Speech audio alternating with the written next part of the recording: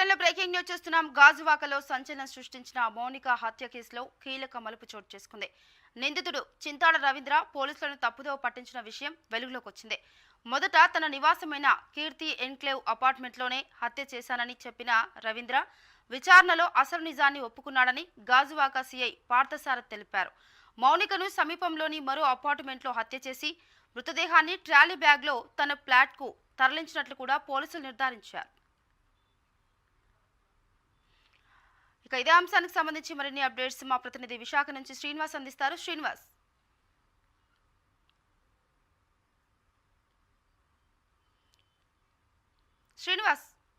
తీరాలు మౌనికాని హత్య చేసిన ఉదంతంలో పోలీసులు మొదట భావించినట్టుగా పోలీసులు మొదట మీడియాకి సమాచారం ఇచ్చినట్టుగా కాకుండా అది వేరే విధంగా జరిగింది. అది పూర్తి స్థాయిలో మొదట్లో రవీంద్ర తన ఫ్లాట్ లోనే హత్య చేసి ఫ్రిడ్జ్ లో ఉంచాడని చెప్పాం. కానీ అది అలా కాదు. తర్వాత పోలీసులు విచారణ తర్వాత రవీంద్ర చెప్పిన దాని ప్రకారం రవీంద్ర తన స్నేహితుడి ఇంట్లో మర్డర్ చేసి అక్కడి నుంచే ముక్కలు భాగాలు తరలించి తన ఫ్రిడ్జ్ లోకి తీసుకొచ్చినట్టు వివరించాడంటూ కూడా ఆ స్థానిక సబ్ ఇన్స్పెక్టర్ పార్థసారథి మనకి మీడియా కూడా తెలియజేయడం జరిగింది. అయితే దీని మీద మొదటి నుంచి కూడా మహిళా సంఘాలు ప్రజా సంఘాలు కొంత యాంటీగానే మాట్లాడుతున్న పరిస్థితి. పోలీసులు దీనిలో కొంత గోప్యత పాటిస్తా ఉన్నారు. రాజకీయ నాయకుల ఒత్తిడి ఏమైనా ఉందా, ఇంకేమైనా ప్రలోభాలకు గురయ్యారా అంటూ కూడా కొన్ని అనుమానాలు అయితే లేవనెత్తారు. ఈ నేపథ్యంలో ఇప్పుడు పార్థసారథి గారు ఇచ్చిన బయట కూడా కొంత సంచలనంగా మారింది.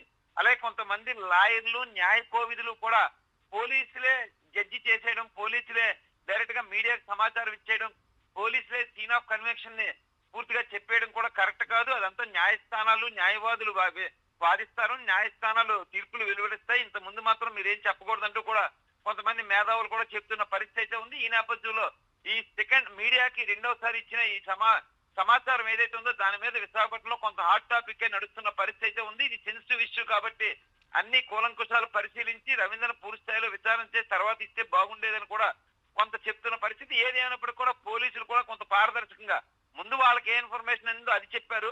ఇన్వెస్టిగేషన్ అనంతరం కూడా ఏ ఇన్ఫర్మేషన్ అయిందో అది కూడా పారదర్శకంగానే బయటకు రిలీజ్ చేశారు. ఏదేమైనప్పటికీ ఇందులో వాళ్ళు ఎలాంటి గోప్యత కానీ ఎలాంటి ప్రలోభాలు కూడా లొంగలేనట్టు కూడా మనం భావించవచ్చు. కారణం ఏంటంటే మొదటగా వాళ్ళు అనుకున్న దాని మీద తికానై ఉండొచ్చు. మరి శ్రీనివాస్, ముఖ్యంగా అయితే అసలు మౌనిక హత్యకు సంబంధించి రవీంద్రపై ఎలాంటి కేసు అంటే ఇంకా తనకి ఎలాంటి శిక్ష పడాలి ఏంటి అనే విషయంలో మౌనిక తల్లిదండ్రులు ఎలాంటి ఆరోపణలు వినిపిస్తున్నారు? తదుపరి పోలీసులు ఎలాంటి చర్యలు తీసుకోబోతున్నారు రవీంద్రపై? అంటే పోలీసులు అయితే తిరిగి ఆయన కస్టడీ ముగిడింది, తిరిగి జైలుకి అయితే తరలిస్తారు. మళ్ళీ పిటిషన్ వేసి కొంత వీళ్ళకి అనుమానం వస్తే మరికొద్ది రోజులు కస్టడీకి ఇమ్మనే అవకాశం అయితే ఉంది. విచారణ అంతా పూర్తి వీళ్ళు సాటిస్ఫై అయితే కనుక మళ్ళీ అడగకపోవచ్చు. అయితే తల్లిదండ్రులు మాత్రం పూర్తి స్థాయిలో మౌనిక సెన్సిటివ్ అమాయకురాలు, తను ఎలాంటి డబ్బుకి ప్రలోభ పెట్టలేదు, తనని ఏ ఇబ్బంది పెట్టలేదు.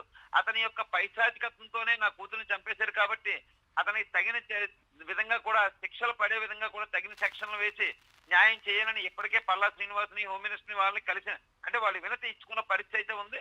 ఆ దిశగానే కూడా పోలీస్ యంత్రాంగం కానీ ప్రభుత్వం కానీ పనిచేస్తుందని మనం భావించవచ్చు. దోషులు ఎవరు తప్పించుకునే పరిస్థితి లేదు. దోషులు ఎంతటి వారైనట్టు కూడా శిక్ష పడే విధంగానే ప్రభుత్వాలు పోలీసులు పనిచేస్తున్నట్టే మనం భావించవచ్చు. మన sir right Srinivas, thank you. గత నెల 30వ తారీఖు మౌనిక హత్య కేసులో నేవీ ఉద్యోగిని పోలీస్ కస్టడీలో తీసుకున్నాము. అందులో విచారణలో భాగంగా అతను కొత్త విషయాలు ఏం చెప్పాడంటే, మనకు సీసీ ఫుటేజ్ ఆధారంగా కూడా మేము క్రాస్ చెక్ చేయగా హత్య అనేది వాళ్ళ మిత్రుడి ఇంట్లో చేశాడు. అక్కడ వాళ్ళు వచ్చి ముగ్గురు బ్యాచిలర్స్ ఆ ఇంట్లో ఉంటున్నారు. వాళ్ళు ఉదయం నుంచి సాయంత్రం వరకు ఉద్యోగాలు చేసుకుని నైట్కి వస్తారనమాట. కాబట్టి ఆ మధ్య టైంలో వచ్చేసి ఆ అమ్మాయికి ఎడిదిరిగి అతను పరిచయం ఉన్నాడు కాబట్టి వాళ్ళు అమ్మాయి అతను తీసుకొని వచ్చి లోపల వచ్చేసి ఇద్దరికి కూడా కొంత వాగ్వివాదం జరిగింది. ఆ వాగ్వివాదంలో ఆ అమ్మాయిని చంపేసి తర్వాత ట్రాలీ బ్యాగ్ అనేది తన రూమ్ నుంచి తీసుకొని వచ్చేసి దాంట్లో వేసుకొని మళ్ళీ దగ్గరలో వచ్చేసి ట్రాలీ బ్యాగ్లో ఉన్న 100 మీటర్స్లో ఉన్న తన రెంట్కుంటున్న ఫ్లాట్లో తీసుకెళ్ళేసి ఆ బాడీని డిస్పోజ్ చేద్దామని చెప్పేసి పార్ట్స్గా డివైడ్ చేసేసి చేశాడు. ఇందులో భాగంగా అతన్ని ఈరోజు కోర్టులో హాజరుపరిచి మళ్ళీ కూడా